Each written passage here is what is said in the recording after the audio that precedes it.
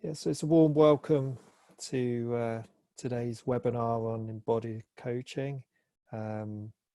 Really lovely to see familiar names in the group today, and it's also great to be with Monica for the next 45 minutes for the session. I'll introduce Monica in a moment to people who don't know her yet. But just as always, just a few housekeeping pieces just to start this call. So everybody's on listen only mode. So please feel free to interact with us on the chat panel. So down the bottom of your toolbar, just click on chat and you can type reflections, questions as we're working through the session today. Session is being recorded, so it will appear on our YouTube channel along with all the other webinars that we've run so far over the last 3 years. So you'll be able to access it again if you'd like to. I'd always encourage everybody to close down any other applications such as web browsers or email. That really just supports in terms of our presence, but also it sort of sometimes affects the transmission speed as well. So yeah, closing down other applications is great. And I'll just suggest having a pen and paper handy, because I'm sure there's going to be some nuggets of wisdom we'll be receiving during this session. So, you know, great for you just to capture some thoughts as we're working through, because as always, this is important about how we apply this to ourselves before we consider working this way with our clients. So 45 minutes for the time today. We will be pausing in a short while and just asking for any specific questions that you would like to ask and raise about the topic today. So let me just introduce Monica. So Monica, who is a member of our faculty. So for the people that are training with us, you'll recognize Monica from the diploma and advanced diploma courses. Monica works as a coach, an embodied leadership facilitator, and a coach supervisor as well. And Monica teaches embodied coaching modules on our programs. So anything else you'd like to say just at the start, Monica? No, I just want to say thank you to you, Damion, and welcome to everybody. I'm sort of imagining you all in my field and just building a sense of some of you. I see the names, and there might be some others that I haven't seen or don't know. So I just want to welcome you all. Thanks, Monica. And I'm conscious, you know, everybody's been doing this morning before the webinar. So how about we do an embodiment practice just to help everybody arrive for the call. Lovely.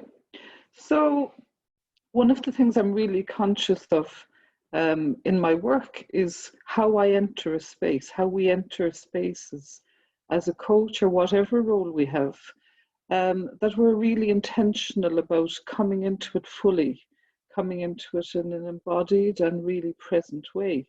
So I'm going to introduce you, some of you are probably well familiar with this if you've worked with me before.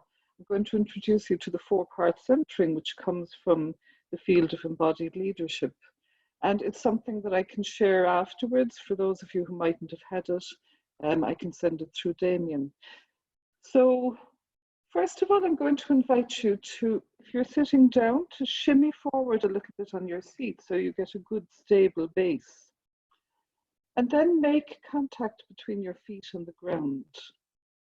And I'm inviting you to really bring your mind down into your feet, not just thinking about feeling, but really allowing yourself to feel. And notice maybe any sensation, aliveness, maybe even the warmth of your feet, the contact with socks or shoes or boots. And see if you can notice the contact between your feet and the ground and how you're planted on the earth. The earth is a great resource for us. It holds us steady. And sometimes we forget about that. So even bringing your attention to your feet is a great way to come back to the earth and be grounded. And from there, just begin to breathe upwards as if your breath is a spiral. It makes it interesting for the mind, which calms it. So breathing upwards. And when you get to your sit bones, press lightly into the seat so that immediately your spine becomes more upright. It's almost like an automatic response. And without knowing it, you actually become more impressive looking, more confident looking, because it changes the hormones in your body. And it also helps energy to run more freely. So again, breathing upwards with a spiral up over the top of your head. And then leave a long, slow exhale down into the earth. And I'll do it out loud so you can get the sense of the difference between the inhale and the exhale.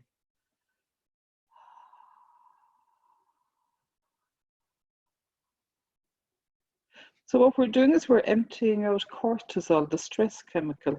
And I'll do this 2 more times just so your body gets used to it. So again, breathing upwards as if your breath is a spiral. Some people think of it like a seagull riding the thermals. And then when it comes to the top of your head, give a long, slow exhale down.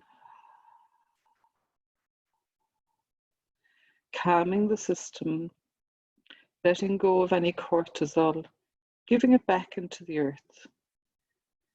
And we'll breathe up again and take in resources from the earth, some lightness, some spaciousness, some ease. And this time before you exhale, bring to mind somebody or something that makes you smile or that warms your heart. And then leave that long, slow exhale. And by bringing in that smile, you're bringing in oxytocin, which is the rapport, the connection chemical. So I'm going to invite you to feel that warmth in your heart and see if you can extend it into every organ and every cell of your body. Just allow that warmth to permeate, bringing real connection with yourself. And when you can get a sense of that, I'm going to invite you to give your mind another inquiry. So we ask it, what if my energy were equal and even to the left and right of me? And the body will find that to the front and back of me, above my head and below my feet. And this brings you into a sense of being in your own cocoon, your own energy field in connection with yourself, a place of re-resourcing whenever you need it, just by your breath and your posture. And then extend your energy out equally on all sides. You imagine pushing it out to fill the room you're in, but also extending it beyond geographical boundaries to include all of us. So I'm including you, I'm including Damion, and everybody on the call. You might also like to include or bring into mind anybody who's in your thoughts right now, clients, people working out on the front lines, people who are dear to you that you haven't been in connection with. And just send a benevolent message. We're in this together. We're all connected. We're all doing our best. And the 4th part is to invite in a quality of energy that resources you. It could be openness, generosity, kindness. And I'm working with the quality of light for the last 2 years. And the idea is it's not a have to do something, it's a gift to yourself. What if you had just 2% more of that quality in your being right now? What would it bring you? What would it allow? And you can do that anytime you want. And the more you do it, the more it builds. And lastly, just give a little scan of your body and notice if there are any pockets of tightness or constriction. Sometimes it's the jaw or the shoulders, the back of the neck. And if you notice anything, just smile and say thank you. And give it to gravity. George Leonard used to say it was like melting chocolate. Imagine that tension just melting away. And when you're ready, if you've closed your eyes, just open your eyes again and come back into presence in this space, in this moment. And just notice how that feels. Any feedback, please feel free to put it in the chat. Just notice what it's done for you. Damion will keep an eye on that for me. I look too, but I'm going to ask Damion to keep a closer eye. Yeah, I can just see a comment from Amber saying very relaxing. Tracy feels spacious. Sarah balancing and calming. Karen, a world apart. Connected. Patience and quiet. So wonderful slow right down during a busy time for our minds. Very peaceful, present, quiet joyfulness, lighter. Thank you. And that's just by using your body, your breath, your posture. It's reconnecting back to you at any moment. I can certainly share it. I have a written version of it, and you'll have it on this recording as well afterwards. Yeah, we'll email it out afterwards.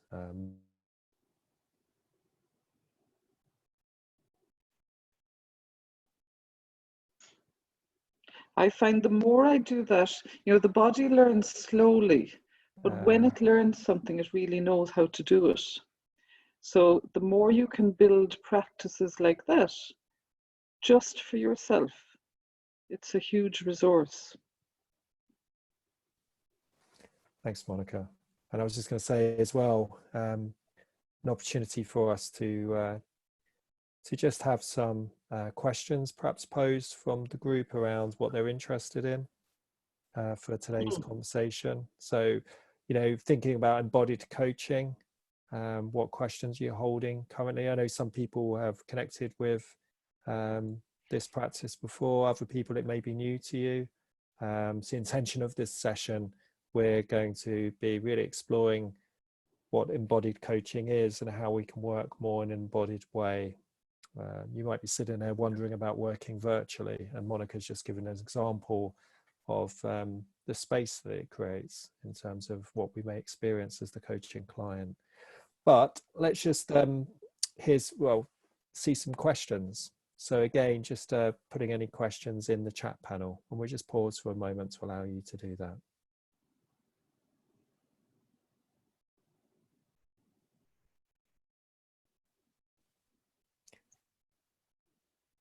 Thanks, Nazia. Yeah, really good reflection there around the importance of, really grounding ourselves at the moment.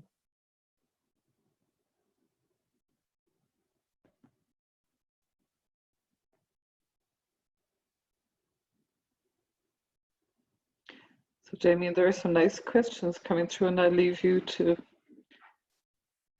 field them. Yeah, definitely. So I can see questions there about what it is, understand what it is and how it's best used. How do you contract for the use of embodied techniques? Overview.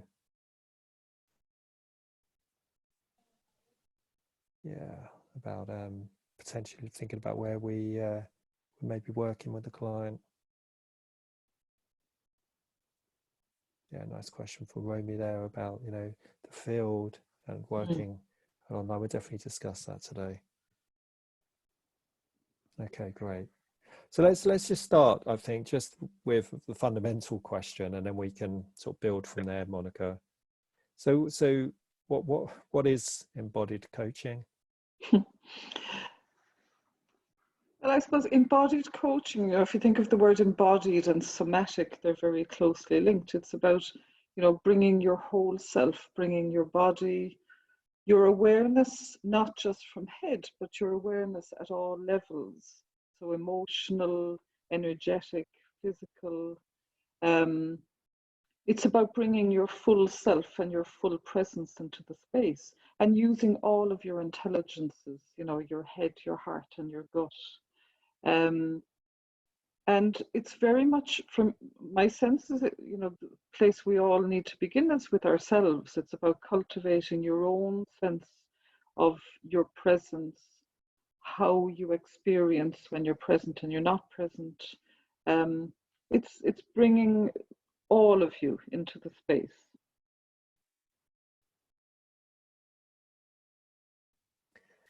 And when you think about, I suppose, the clients that we're meeting, Monica, what's important about that? Because I imagine, there's a sense here of the so what bit, in terms of why bring myself, fully into the space. Well, when we, for example, if you build a practice of cultivating mindfulness or being present, over time, you actually create a field of presence that you bring with you wherever you are. It's like you become the container. So whatever the quality of space, or even if it's a noisy room, obviously we usually choose a really boundaried space, there is a quality of presence that you bring with you, which, if you think about the limbic connection that they talk about in neuroscience, that we're actually reading each other's energy like a mother and baby are connected and sense each other. The same happens between us and our clients. And so when we're in tune with ourselves and when we really bring ourselves present, it's palpable. People can feel it, and that calms their system. Just to give you an example, I often use my metaphor of tuning forks. I won't ding them now, but I have two tuning forks at a different key. When I ding one, it's an A key, and when I ding the other, it's a C. But if I ding them together, the lower one joins the higher one. So if you think about it, if we work on our own presence and our own sense of embodiment and alignment, we actually can invite a very stressed client into a place of calm if we're already holding that field. Wendy Palmer says that what's most articulate in the field is what will dominate. So if we hold a field of calm and peace and openness, immediately it's like their molecules begin to pick that up and they begin to feel calm. Some of you, I'm sure, who've worked with me and who've tried it with others will know that this is so. I don't know if that answers the question, Damion. Yeah, no, it does. It does. And I think, so let's just take that a bit further. So how would one start with that? If I'm a coach and I'm starting to think about, especially in the current context, where we're meeting a lot of anxiety and overwhelm in the field, if I'm starting to really become aware of this, how do I start? It's a good question. I always say start with yourself. Start with anything I've ever done, even when I was training in energy.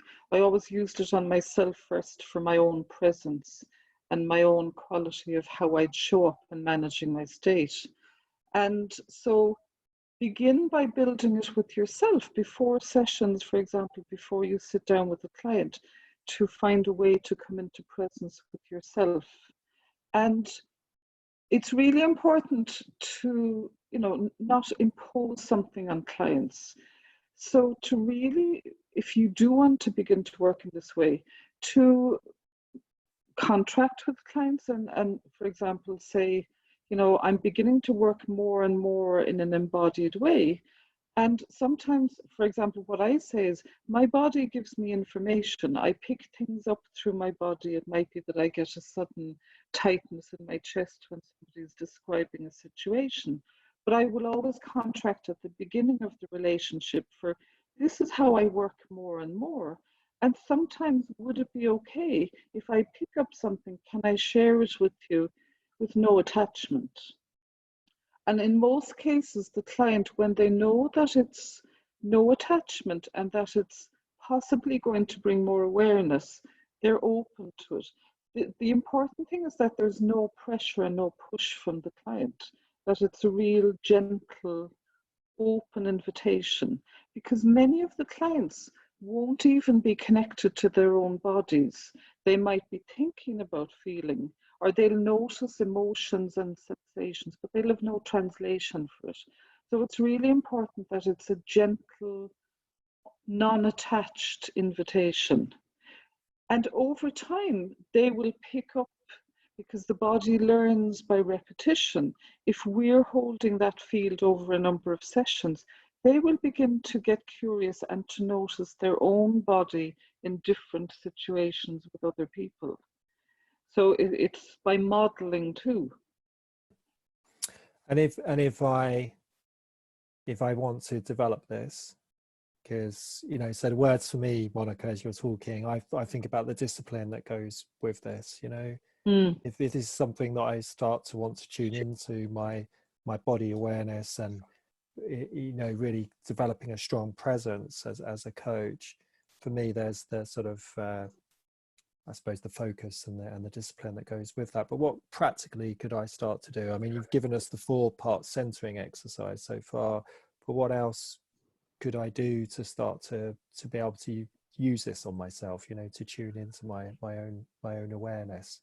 Yeah, my sense is that it's good to, for example, one thing is that you could start reading some books, you could start tuning into some webinars with other embodied coaches, maybe take on a training. There are lots of online trainings. And I trained with Wendy Palmer, and I've done some of the Strozzi Heckler training online. There are many different schools of embodiment now. So I suppose do some research and find something that resonates with you, and just start small. I think it's really important not to put yourself under pressure, but to start building small practices. Mindfulness is really great. Anything that brings you into an awareness of yourself and how you're showing up. And even, for example, I invite more and more when I'm supervising, I invite coaches to bring in embodied reflection about their clients. How am I feeling just before I meet this client? What's going on in my body? What are the qualities of my thoughts? And during a session, just to notice, again, with no sense of needing to do anything, just, oh, isn't it interesting that I felt that when they said that? And afterwards, maybe, as well as your normal reflective process, to reflect on, oh, how is my body feeling now after that session? What's different? How's my heart feeling? What's my head doing? So to begin to build it in slowly and gently into your own work, and possibly to sign up with an embodied coach, you know, or a somatic coach, somebody that you can be in the field of working with them and get a sense of it.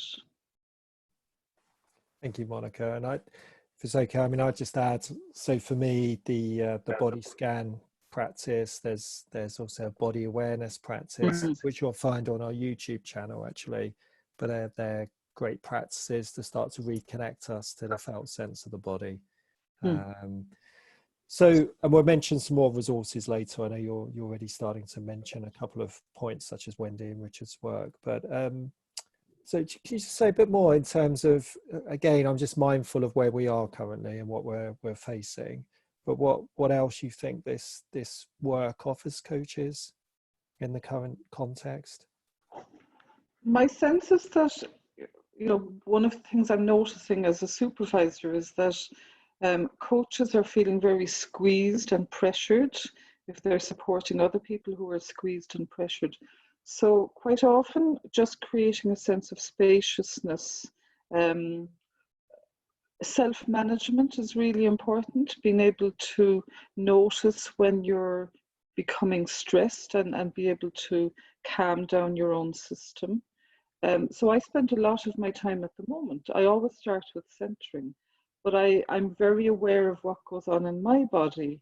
And then if I feel tightness, I will invite the other person with me to begin to open and relax. I might just do a short exercise, a somatic exercise, just to give a sense of, the difference between when we're getting tight and when we're loosening out. Would you be up for that? Yeah, great. I'm sure everybody would be.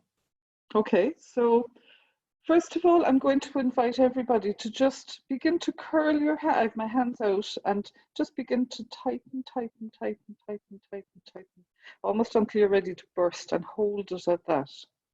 And notice which parts of your body are involved. It could be your throat gets tight, might be your belly, your heart.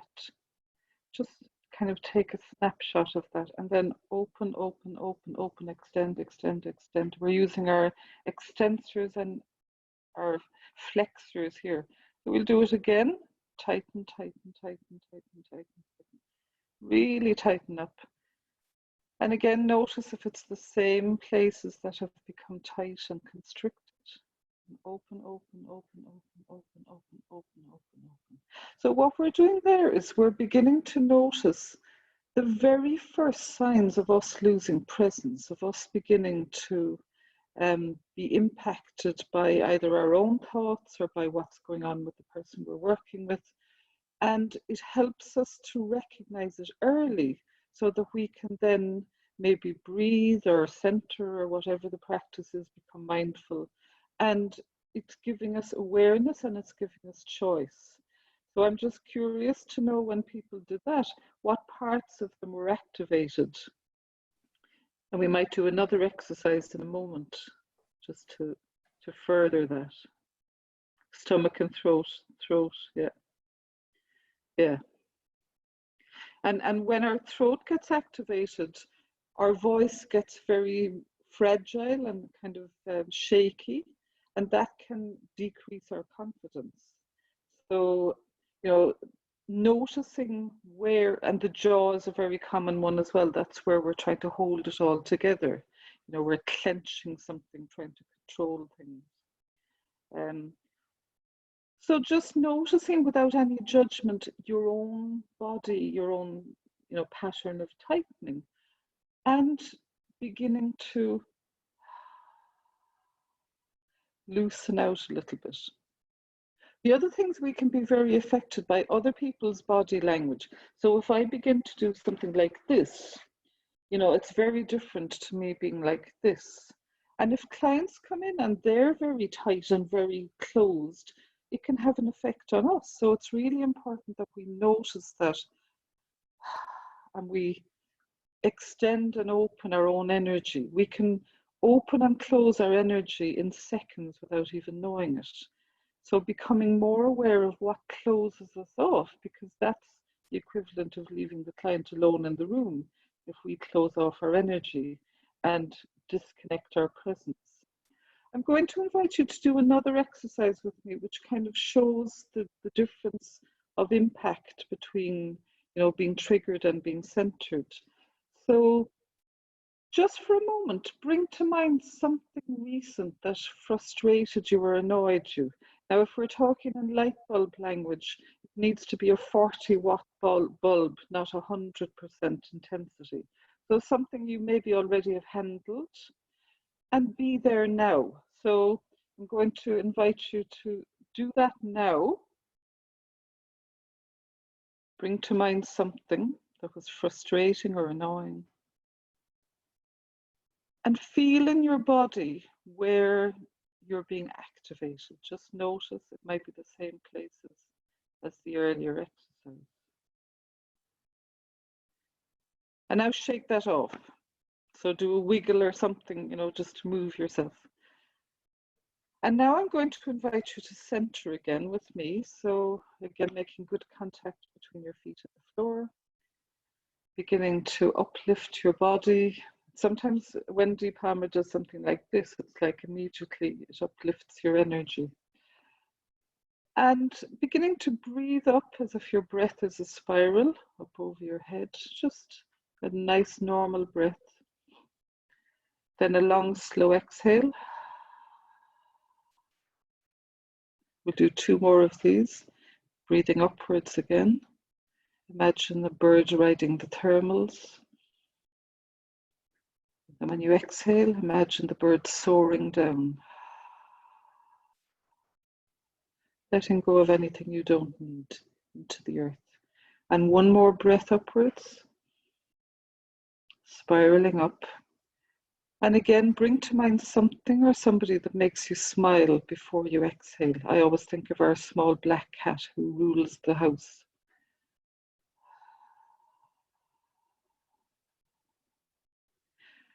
And that brings in oxytocin, which connects you and brings rapport.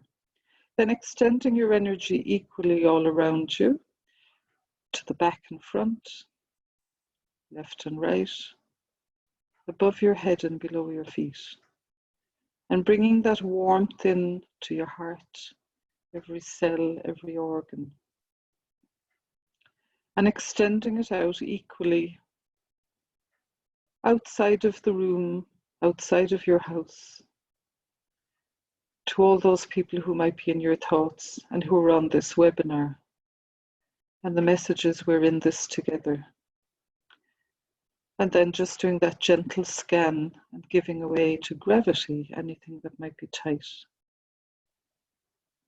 And inviting in an energy, a quality, kindness or openness, or if you can't think of anything, just ease. What if you had 2% more ease right now? And now bring to mind that situation again. And notice if there's anything different in your experience. You might find that it feels further away from you, as if it's slow motion. But I'm curious to know what your experiences are. So put them in the chat. And there's no right or wrong here. Whatever you experience is valid. Unattached, lovely.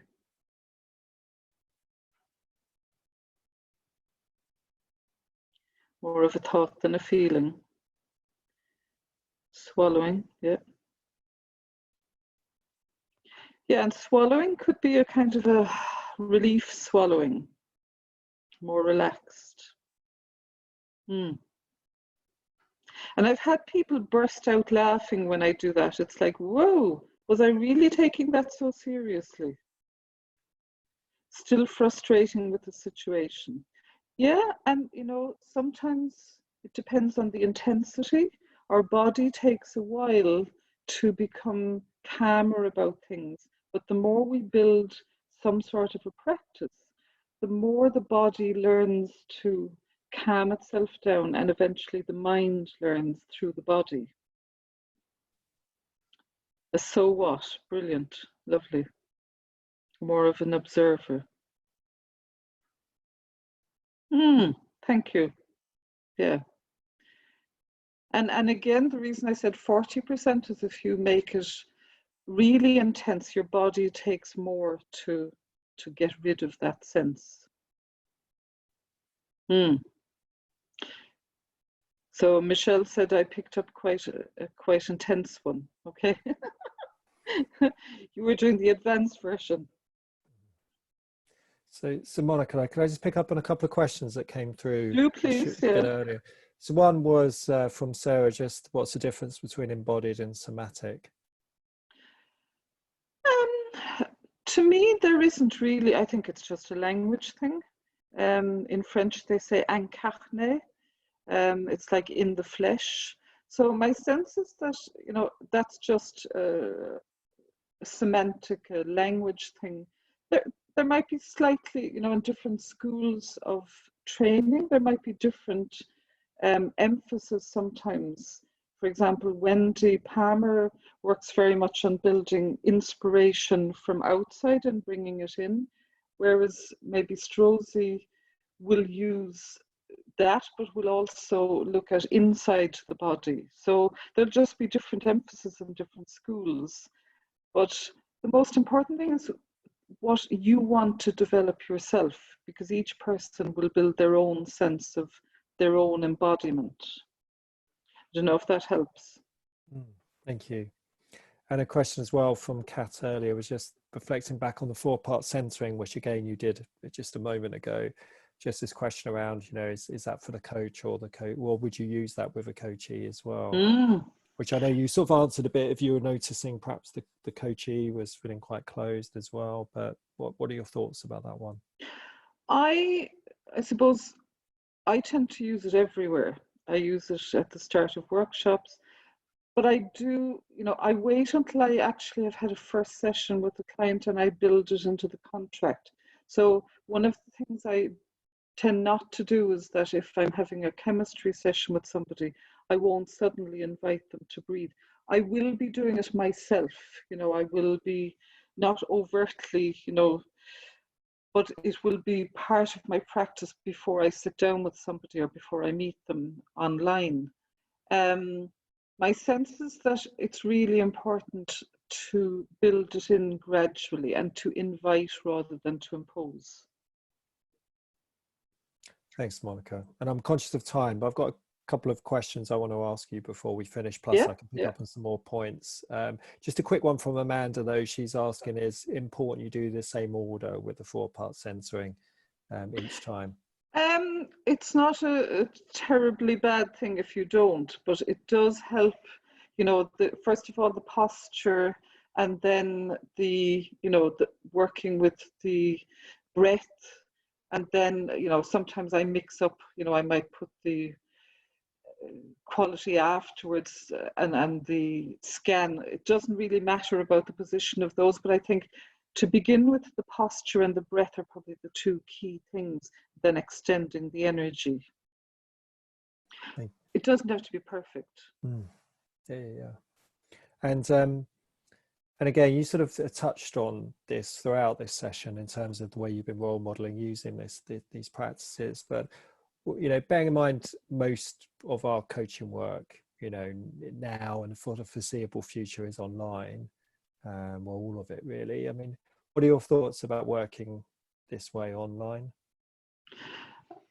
My sense is that, it's important that you, again, work with yourself and become comfortable yourself about, for example, some people prefer to work with camera off because if they have a very sensitive system, it feels like too much information to be taken in. So really get used to what allows you to be at your optimum, and also to contract with clients around what will make them feel really comfortable, because some of them may not be used at all to working online, and it's a big shift for them. So already their systems are a bit jangled, that they might be at home, and there might be children and dogs or postmen arriving. So to make everything okay, one of the things I talk about embodied leadership is about inclusivity, and so include everything, even that it's okay if a child comes in, just include them. If the dog or the cat start wandering around, just include them. That the client's body will then calm down because they're not so vigilant around, oh, if this happens. And if the postman knocks or Amazon arrives, it's okay to take a moment for the person to manage that, because that again allows them to be calm. And we can use the environment as well. Be comfortable in our own environment, make sure that we're warm enough, that we have water near us, and invite the client to do the same. But also you can be really curious around your own body, what shows up in you, what shows up in their body, but always ask for permission, is my sense. Make it safe for you, make it safe for them. Does that answer that question, or had you something particular in mind, Damion, in asking that? No, I was just aware that we had some questions around working online and still accessing our embodied self. I think, so if I just add to that, Monica, I think what I just reiterate, we have a practice ourselves that means that we're becoming present and we're able to come back and be present very quickly. By moving online, that's still available to us, but there's a sense of the trust in ourselves, and and the trust in what we're experiencing in this early warning system that might be of use to share with the coachee. But I like your piece around being non-attached to that as well. And you know, for example, if Skype or Zoom is glitchy, you know, to contract around that if we get knocked out, we'll just come back again. And sometimes I will even ask something like, oh, isn't it really interesting that Zoom is so glitchy today? I wonder what's that saying about the field that we're in? And, you know, I did that once with a lady in France, and she burst into tears and said, wow, you know, I said, there's a storm outside here and it's affecting my Zoom. And I said, does it mean anything to you? And she said, wow, that's exactly what's going on with my business partner at the moment. We're connecting and disconnecting, and there's a storm in our business relationship. So we never know, you know, we can use the field, the energetic field as well as the embodied field. Somebody did ask about embodied leadership, and I just want to say that, you know, there are the three, I suppose, key tenets would be inclusivity, speaking up without taking offense, you know, without causing offense, and centered listening, which is being able to listen without taking offense. If somebody is interested in that, they could look up Wendy Palmer, or I'm very happy, you know, to share anything that I can. So it's a way of working with leadership. It's a way of supporting leaders to become more inclusive, to be able to speak up even when there's opposition, and to be able to listen without reacting, to hold a bigger field, and you know, to have more impact and gravitas. So that's just a potted version, and I am conscious of time. No, thanks, Monica. So you mentioned Wendy Palmer. You've mentioned Richard Strozzi Heckler.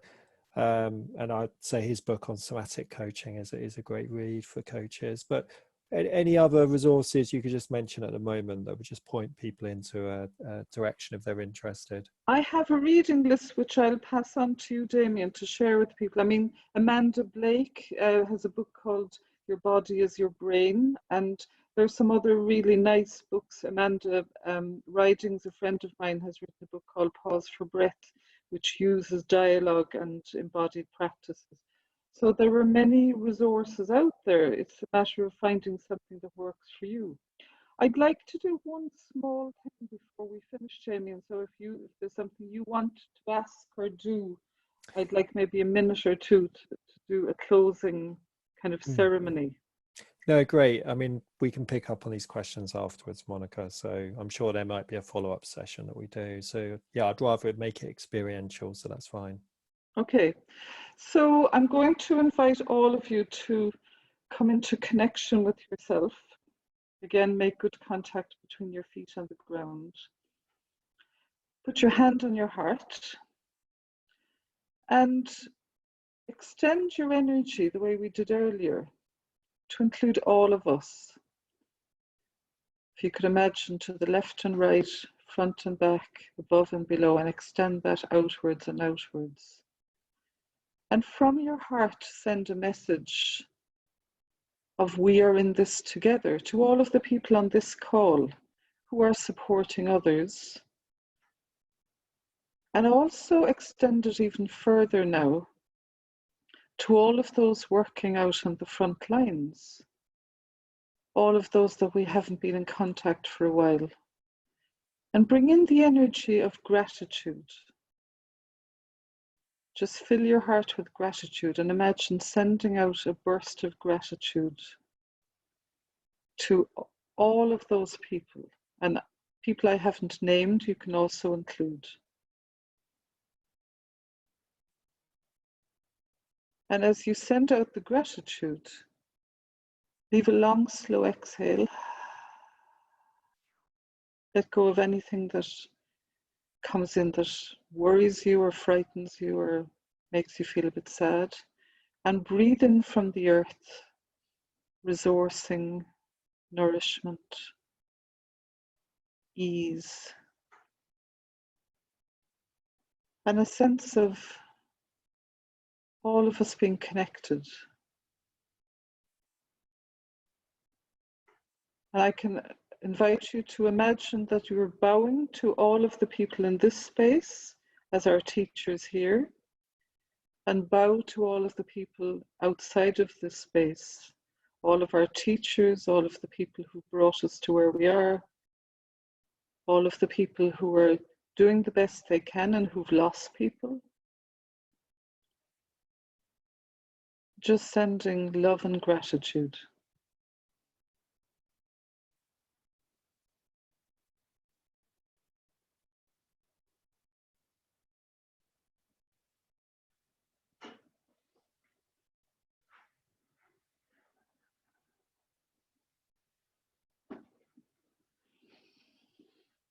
Mm.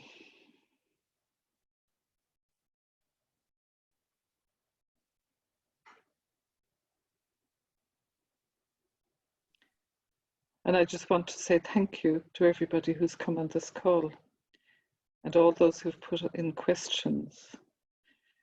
And if we haven't answered them, we will respond separately. So thank you, Monica. Thanks to everyone joining the session today. We have a number of webinars coming up in May, which I hope you can join. But as always, go well in the meantime, keep well, and look forward to connecting with you again soon. Thank you. Thank you so much. Thank you, Monica. Thanks to all.